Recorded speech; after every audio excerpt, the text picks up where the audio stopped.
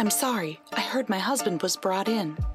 As I ran into the treatment room, the eyes of the doctors, nurses, and my husband were all on me. I wondered at the momentary silence, but when my eyes met my husband's, I was assured that he was safe and that his life was not in danger for the time being. But the next moment was outrageous. My name is Tanya. I'm a 30-year-old nurse. My husband, Steve, is 2 years older than me and a government employee. Unlike my previous boyfriends, I was attracted to him because of his seriousness. I don't know if it's because of my profession as a nurse or my nature, but I don't have a hard time serving others, and I am happy when people depend on me. Hence, helping out my boyfriend, lending him money, and such things were a daily occurrence. Even though I knew in my head that I shouldn't do it, I would do it when I was asked to.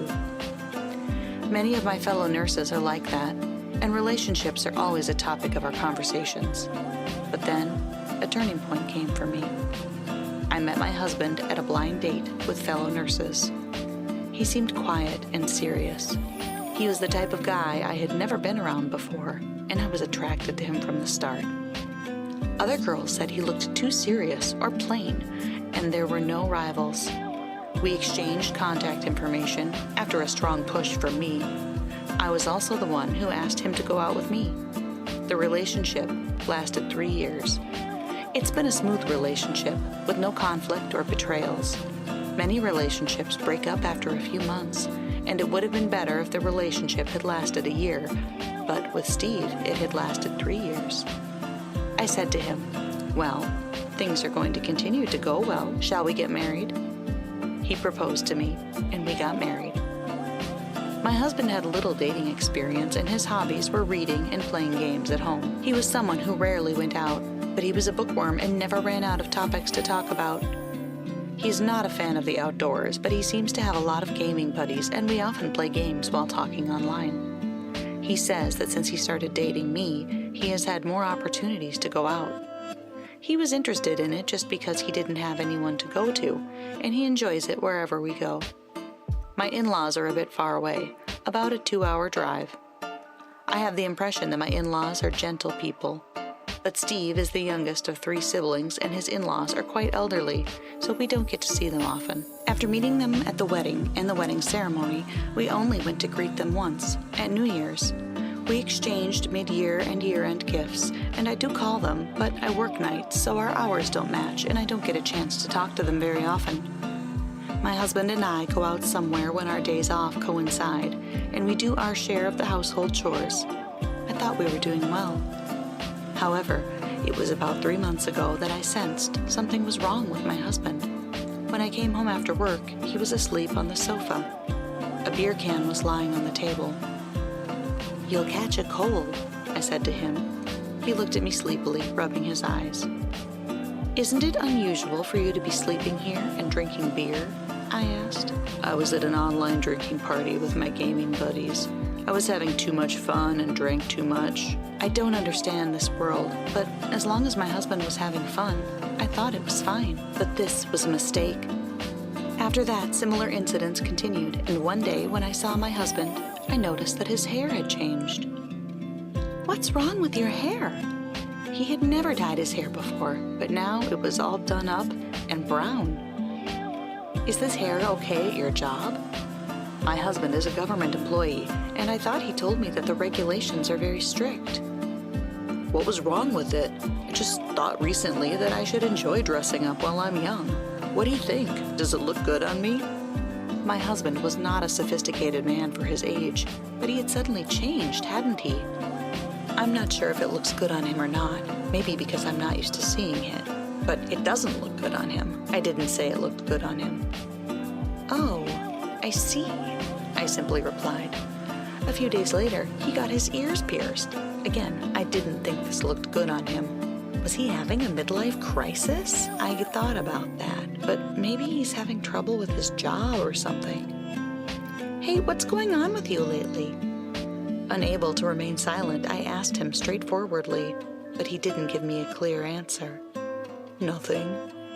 And then my husband went to the bedroom. I knew I could not go on like this, but there was no one to fill in for the nurse who had retired not long ago, and I was so busy that I could no longer afford to pay attention to my husband. Around the time this was going on, Steve said, "My dad's not feeling well lately, so I'm going home for the weekend to check on him for a while." My father-in-law is old, and my husband must be worried about him. I nodded my head in agreement, and my husband began to leave the house every weekend. I tried to be considerate in my own way by cooking for him and texting him during work hours, but he rarely responded. Just when I thought it was time to have a proper discussion with him, I received an unbelievable call while I was at work. "Tanya, the police are trying to contact you." A colleague of mine called and passed the phone to me. "The police? Why?" I picked up the phone, feeling uneasy. He told me that Steve had been in an accident and had to be taken to the emergency room. What about my husband? Is he okay?"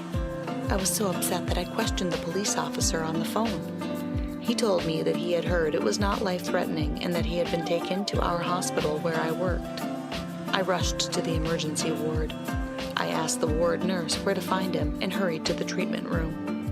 When I opened the door, I was met with the stares of the people there. "Excuse me, I heard my husband was brought in." The doctor looked doubtful, and the nurse's eyes swam. I felt uncomfortable, but when my eyes met my husband's, I was relieved. The nurse explained briefly. They said he had a leg injury that was so severe that they were going to cut his pants in order to treat him. When I looked at my husband again, his pants had already been cut off. Then, my husband, noticing my gaze, shouted, "Tanya, don't look at me!" What? I'm a nurse, and I wonder if my husband thinks it's embarrassing for me to see him have his pants cut off. Certainly that may be the case, but it's common sense to cut off clothing when you can't remove it normally due to injury. "Just get out of here!" my husband shouted. I stood there, not understanding what was going on. Even though my husband screamed, the hands of the doctors and nurses did not stop rushing to treat him. It was only natural. If I listened to every word they said, it might take too much time and stall the procedure. Suddenly, something extraordinary grabs my attention. "What is that?" I muttered to myself. On the inside of my husband's thigh was a tattoo. The injury being treated was on his left leg, while the tattoo was on his right leg. Fortunately, the right leg did not appear to be damaged, and the eye was drawn to the leg that had been injured. Scrawled onto the inside of my husband's thigh is someone's name. It seems to be a woman's name. Yasmin. Who? My husband continued to be shocked by my words, but I got out of there once the procedure continued. I talked to a fellow nurse in the emergency ward who told me that apparently my husband had not been brought in alone. She said she thought it was a couple who was married or dating because he was brought in with a woman his own age who had been in the accident with him. When he checked the name of the woman who was transported with him, her first name is Yasmin. It matches the name on the tattoo. Does this mean they were having an affair? I kept asking myself. My coworker said she had brown hair and pierced ears and also had a tattoo with his name on it. It didn't add up. I asked the nurse who treated the woman, and she told me that my husband's name was also tattooed on her inner thigh. I think it's safe to say they are having an affair. But what kind of a nerve does a woman have to have the name of her cheating partner tattooed on her body? I can only think that she must be unstable. As I was thinking this, I remembered the call from the police. The police first called my mother and father-in-law's house, but my in-laws cannot drive, so they asked where I worked and called me. This means that my in-laws must be worried. So I called their house, and my father-in-law answered, "Is Steve gonna be all right?" He was worried, so I told him that Steve had been in an accident and had been taken to the hospital, but was not in life-threatening condition. My father-in-law's voice told me he was clearly relieved. So I asked him, "By the way, Dad, have you been feeling better?" My father-in-law said he had no idea what I was talking about. I clarified, "Because Steve said you were not feeling well and he's been gone every weekend. He said he was taking care of you." I had no idea. It was all a lie. I was relieved to hear that my father-in-law was in good health and that there was nothing wrong with him during his recent medical checkup. But the problem was, where was my husband going? If it wasn't to my in-laws' house, then it must have been to the place where he was having the affair. But I had no proof. After finishing my working hours, I went home without seeing my husband, who was admitted overnight for treatment. I went home and began to go through my husband's belongings, thoroughly examining them.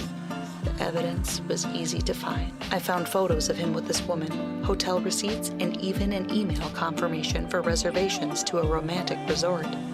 According to the schedule, they must have had this accident on the way home from the resort. The accident was a car crash on a mountain road. No one else was injured, and neither Steve nor this Yasmin woman appeared to be in life-threatening condition. However, since Steve had injured his leg, and it might be difficult for him to walk properly for a while, normally I should be worried about him as a wife, but I don't have that feeling anymore. I couldn't believe he lied about visiting his parents, saying he was worried about them. Much less was lying to cover up an affair with another woman. I wondered if Steve's recent strange behavior, such as dyeing his hair and getting his ears pierced, was due to the influence of this woman. I told a fellow nurse and asked her to refer me to a lawyer who was good at divorce matters. The next day, I headed to the hospital room with my husband's belongings. My husband seemed to have hit his head and was so confused that he could not remember what had happened in the treatment room yesterday. Honestly, I didn't even care about the truth anymore. I left the hospital room without even having a conversation with him because I had a shift to get to.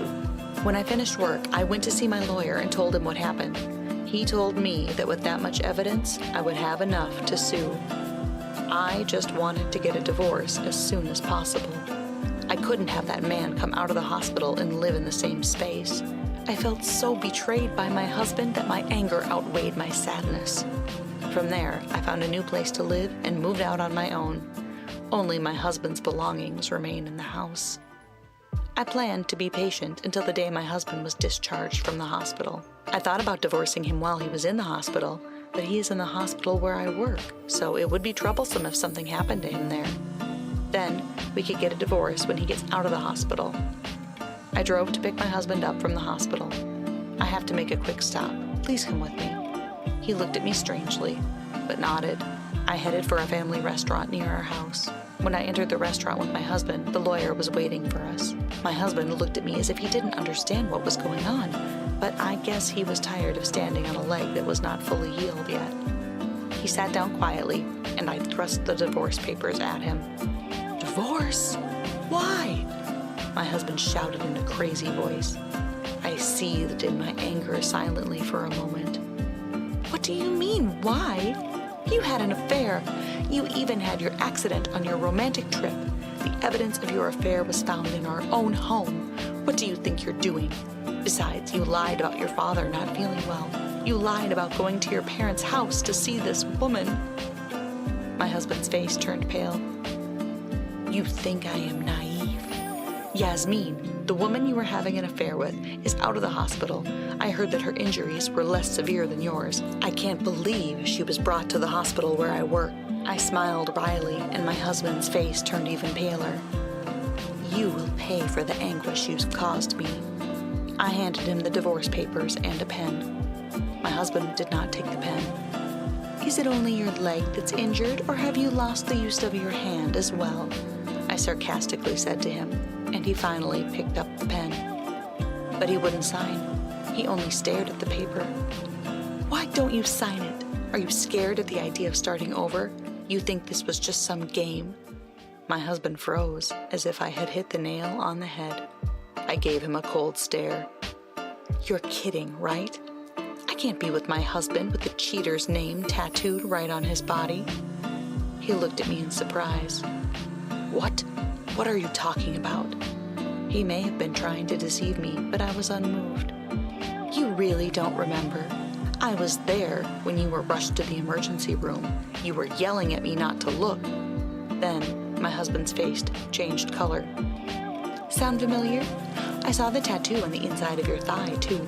But what kind of a man tattoos his mistress's name on his body? Even if we didn't get divorced, do you think you can hide it from me? My husband was slack-jawed. No, it's not. That's not it, he said. I could only sigh at the sight of my husband. Dyed hair, pierced ears, and tattoos, and with the name of the person you cheated on your wife with? At least do it after you get divorced. While Steve was in the hospital, I actually met Yasmin face to face. I didn't go out of my way to see her or anything. We just bumped into one another. She was lost in the hospital, looking for the gift shop, and she asked me for directions. The gift shop is just around the corner. Oh, and you're Yasmin, right? My husband is Steve, I said, as she checked my nameplate, turned pale, and left at a speed that was hard to believe for an injured person. Please don't run in the hospital, I called after her. I think she was more embarrassed than I was. She probably heard from Steve that I worked here, but she probably never thought she would run into me at such a big hospital. Quite the stroke of luck. Seeing how my husband said he would rather start over with me than with someone he was supposedly loved enough to get a tattoo, I asked my Steve if he had been dumped by Yasmin. Steve didn't think I would ever find out, and apparently would rather suffer and stay married to me rather than have me file for alimony. I can't believe he thought he wouldn't get caught with her name tattooed on his body. And breaking up with him wouldn't erase the fact that he cheated on her, though. Nurses have a high rate of attracting the wrong kind of men. I'd been the same way, but when I married Steve, I thought he was a serious man and that he wouldn't betray me. And then he was stupid enough to get a tattoo of the person he cheated on me with, which is the worst thing ever. I'm so blind. I'll leave the rest to the attorneys, and I hope I never see him again. The lawyer looked at me and nodded. I've moved out, so you'll have to get a cab or whatever to get home on your own. Bye. My husband looked at me with a pitiful face, his mouth agape. He would probably be crippled until his leg would heal, but he deserved it. After that, I was divorced without incident. I also got alimony. Thanks to that, Steve was left broke and bankrupt. To his surprise, he found out that Yasmin was married to a colleague from his office, and they had actually found out by chance that he and her husband were online game buddies. Of course, Yasmin's husband filed a claim for alimony against her as well. I heard that Steve had to quit his job, and the rumors just keep on spreading. But I got the alimony paid, and I don't care if Steve quits his job or not. After the divorce was finalized, my former in-laws contacted me, but they were furious when I politely explained the situation. They apologized to me and said they would never let Steve hurt me again. This time, the word spread among my fellow nurses, but they all laughed it off, and I am still laughing my way through it. Now, I live alone, and I'm free to do whatever I want.